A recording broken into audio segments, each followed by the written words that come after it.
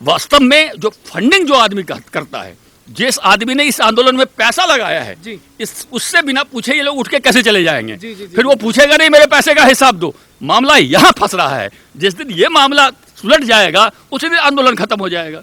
वही कांग्रेस है जो किसानों पर गोली चलवा दी थी, 7-8 किसान मर गए थे गोली से। ये वही कांग्रेस है, वही कांग्रेस है जिसके राज में यूरिया खाद लेने के लिए रात रात भर किसान लाइन में लगे रहते थे। वही कांग्रेस है जिसके राज में डीएपी खाद मिलती नहीं थी और डीएपी खाद नहीं मिलने के कारण किसानों की भूमि बंजर हो गई थी। यूरिया डालते डालते यदि आप डीएपी नहीं डालिएगा तो उस खेत में उपज कम हो जाता है। ये कांग्रेस के कारण हुई थी। चाइना की फैक्ट्रियों को कोई गाली नहीं देता। अमेजन भारत में बिना कोई पूंजी लगाए खरबों रुपया कमा के ले जा रहा है, तू उसको गाली नहीं देता? तू हमारे अडानी को गाली देता है, टाटा को गाली देता है, बिरला को गाली देता है, अंबानी को गाली देता है। तुझे शर्म नहीं आती है? ये हमारे लाखों लोगों को रोजगार देते हैं साहब। चाइना की कंपनी हमारे किस लोगों को रोजगार देता है? किसी को नहीं देता है। तुम उसका माल तो खरीदोगे और अडानी, अंबानी, टाटा, बिरला सबको गाली दोगे तो तुमको हम देशद्रोही बोलेंगे? ये हमारे देश के रीढ़ हैं। ये लोग हमारे लाखों रोजगार देते हैं, प्रोडक्शन करते हैं, हमारा कच्चा माल खपता है, कच्चा माल खरीदते हैं और तुम उसको गाली देते हो तो मैं तुझे देशद्रोही क्यों नहीं बोलूं? ये सब बातें हैं जो लोगों को सोचना पड़ेगा और लोग जान रहे हैं इस बातें को। इसीलिए इस कृषि आंदोलन पर कोई ध्यान अब नहीं दे रहा है। देखो, आंदोलन नहीं खत्म होगा तो आप बैठे रहिए। जहां तक रहा जमीनों पर खतरा है, यह दुनिया में कहीं नहीं हुआ है। पंजाब में, महाराष्ट्र में पहले भी कॉन्ट्रैक्ट फार्मिंग चल रहा है, कहीं जमीन पे कब्जा नहीं हुआ है। यदि मैं किसी भैंस वाले से भैंस की दूध की बात करता हूँ, महीना में दूध लेता हूँ, तो मैं उसके भैंस पे कब्जा नहीं कर लेता हूँ।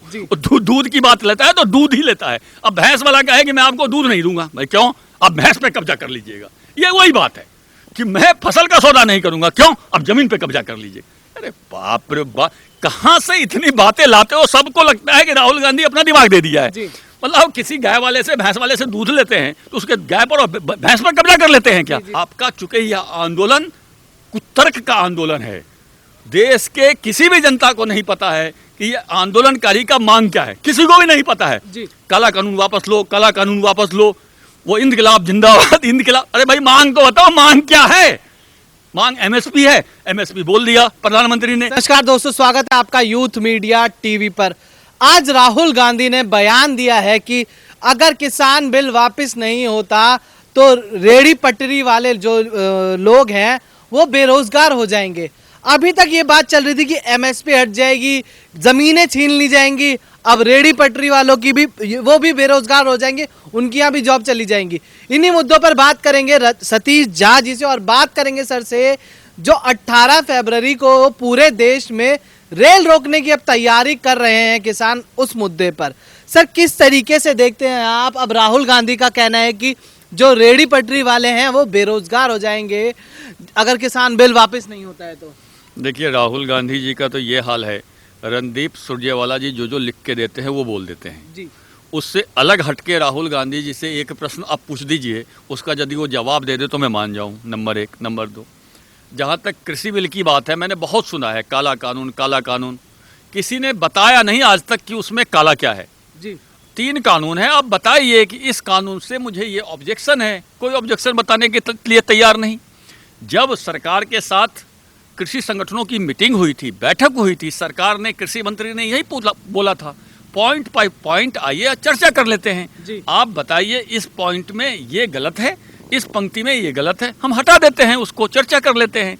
लेकिन नहीं, काला कानून, काला कानून। ये तो अब जनता सुन सुन के ऊब चुकी है कि काला कानून, काला कानून। इसीलिए आप देखते होंगे कि ये किसान संगठनों के प्रति देश की जनता की कोई सहानुभूति नहीं है। नहीं तो जिस तरह से ये आंदोलन था, देश में वास्तव में 70%, 80% किसान हैं, पूरा देश आंदोलन रत हो जाता। लेकिन देश में कहीं किसी पर जू नहीं रेखती है। आपने देखा होगा, जो ही यह किसान आंदोलन के बहाने लोगों को पता चला कि एमएसपी के रूप में जो सरकारी सब्सिडी है, यह पंजाब वाला किसान 80% सब्सिडी पर कब्जा करके बैठ जाता है। बिहार का, बंगाल का हक मार करके पंजाब का किसान धनी बने हुआ है। एमएसपी की बात करी, एमएसपी चला जाएगा, एमएसपी चला जाएगा। जब भारत सरकार ने बार बार कहा है कि एमएसपी पहले था, अब है, आगे भी रहेगा। प्रधानमंत्री नरेंद्र मोदी जी ने संसद में खड़ी होकर बात कही है कि एमएसपी था, है, रहेगा। फिर आप यदि कोई संशय कर रहे हैं तो ये आपकी मूर्खता है। ये आपने कल्पना कर लिया कि ऐसा होगा तो ऐसा हो जाएगा।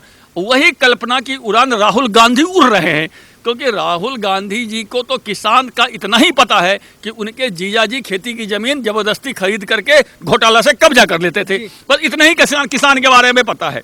राहुल गांधी को अरहर और चना की दाल के पेड़ में अंतर यदि बता दे राहुल गांधी को पता है कि आलू जमीन के ऊपर होता है, जमीन के नीचे होता है, ये नहीं पता होगा। पत्ता गोभी क्या होता है, फूल गोभी क्या होता है, राहुल गांधी को ये नहीं पता होगा। तो राहुल गांधी यदि किसान के बारे में कुछ बोलते हैं, वो तो शोभा ही नहीं देता है राहुल गांधी का बोलना। और यह आंदोलन जो है, यह आंदोलन तथाकथित कुछ भोले भाले किसानों को बहला करके फुसला करके बैठा लिया गया है और विदेशी फंडिंग से ये आंदोलन चल रहा है। खालिस्तानियों के भरोसे ये आंदोलन चल रहा है। लाल किला कांड ने यह साबित कर दिया है कि यह आंदोलन विदेशी फंडिंग से चल रहा है। क्या कारण है कि रिहाना को 18 करोड़ रुपया एक ट्वीट के लिए दिया गया। 40 करोड़ रुपए से विदेश के अखबार में किसान आंदोलन के पक्ष में विज्ञापन निकाला गया है। ये पैसा कहाँ से आ रहा है? हमारे किसान तो गरीब हैं, फिर ये 40 करोड़, ये 18 करोड़ की फंडिंग कहाँ से आ रही है? यह कुछ नहीं है, यह भारत को तोड़ने की एक अंतर्राष्ट्रीय साजिश है, जिसके षड्यंत्र के शिकार हमारे भोले भाले कुछ किसान हो गए हैं, जो कि निर्दोष है। उनका बेचारे उस किसानों का कोई गलती नहीं है। उन निर्दोष लोगों को, भोले भाले लोगों को कुछ नेता टाइप के लोग यूज कर रहे हैं अपने हक में, और ये यूज हो रहे हैं। लेकिन धीरे धीरे उनकी पोल पट्टी खुल रही है। धीरे धीरे ये भोले भाले किसान समझ रहे हैं कि हम लोगों को यहाँ बैठा करके ये लोग राजनीति कर रहे हैं। इसलिए फिर आप देखे होंगे कि वहाँ पर लोगों की संख्या कम हो गई है, और उसी संख्या के कम होते हुए देख करके ये किसान नेता डर गए हैं। इसलिए इन्होंने 18 तारीख को रेल रोको की घोषणा करी है कि किसी तरह सरकार हमें फिर बात करने के लिए बुलाए। लेकिन इनको ये नहीं पता कि सरकार अब क्यों बुलाएगी बात करने के लिए। सरकार ने एक ऑफर दिया हुआ है कि हमारा ये ऑफर है कि 1.5 साल 2 साल हम इस कानून को रोक देंगे, एमएसपी जारी रहेगा, और बाकी हम एक कमेटी बना देते हैं। यदि ये प्रपोजल आपको स्वीकार है तो आप आइए बात कीजिए। अब किसान नेता को जाना है बात करने के लिए, सरकार को नहीं आना है। सरकार ऑलरेडी प्रपोजल दिया हुआ है। ये लोग भ्रम फैला रहे हैं कि फोन नंबर कहाँ है, किस फोन पे फोन करूं। अरे भैया, आपको लिख के दिया हुआ है कि हम कानून 1.5 साल 2 साल के लिए रोक देंगे, एक कमेटी बना देंगे, बाकी चीजों पर जो फैसला करेगी। यह प्रपोजल सरकार का ऑलरेडी किसान मोर्चा के पास है। अब किसान मोर्चा को जवाब देना है कि इस प्रपोजल को हम मानते हैं या नहीं मानते हैं। फोन ये करना है कि महोदय कृषि मंत्री जी, आपने जो पिछली मीटिंग में प्रपोजल दिया था वो हमें मान्य है।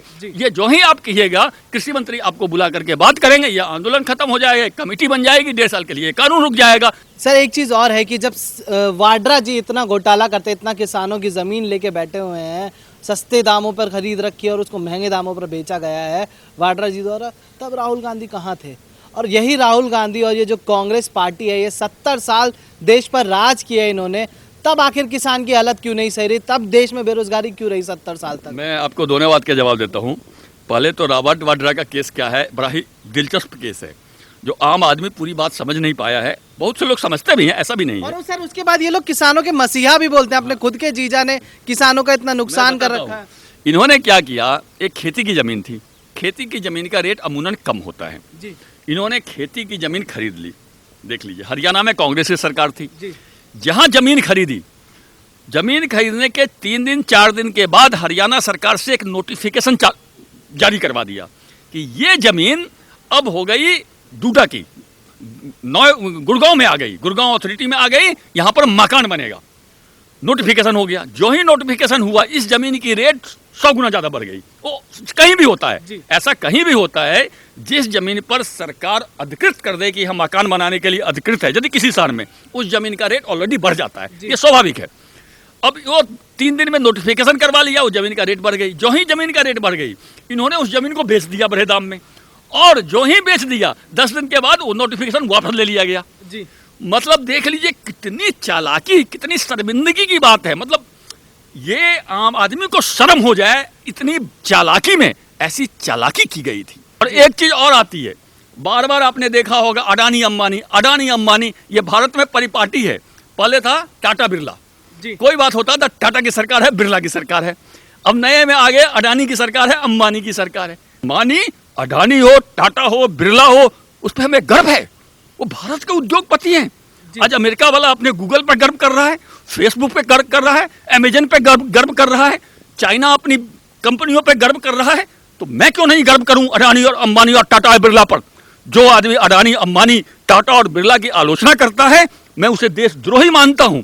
और जब देशद्रोही बोलते हैं तो ये लोग बड़े ही मिर्ची लग जाती है कि कैसे आप देशद्रोही बोलते हैं। जी जी सर, आत्मनिर्भर भारत की बात करी गई है और देश की कंपनियों का बहिष्कार। जब हमारे उद्योगपति को आप गाली दोगे और विदेशी उद्योगपति को पांव धो करके रखोगे तो मैं तुझे देशद्रोही बोलूंगा। जी सर, एक चीज और देखी गई कि जब लाल किले पर जो घटना हुई उसके बाद जितने भी लोग थे विपक्ष में बैठे हुए या किसान आंदोलन में जितने भी लोग बैठे हुए, सबका यही कहना था कि बीजेपी के आदमियों ने करा है, दीप सिद्धू बीजेपी का आदमी है।